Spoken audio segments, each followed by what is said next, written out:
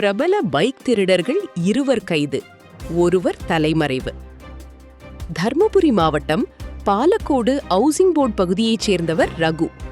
இவர் கடந்த 10ஆம் தேதி இரவு தக்காளி மண்டி அருகே தனது மொப்பட்டை நிறுத்திவிட்டு கடைக்கு சென்றார். சிறிது நேரத்தில் திரும்பி வந்து பார்த்தபோது மொப்பட் திருடு போனது தெரியவந்தது. இது குறித்து ரகு பாலக்கோடு காவல் நிலையத்தில் புகார் அளித்தார்.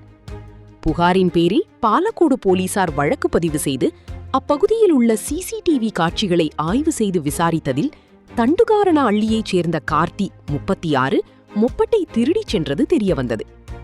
போலீசார் விரைந்து சென்று கார்த்தியை கைது செய்தனர்.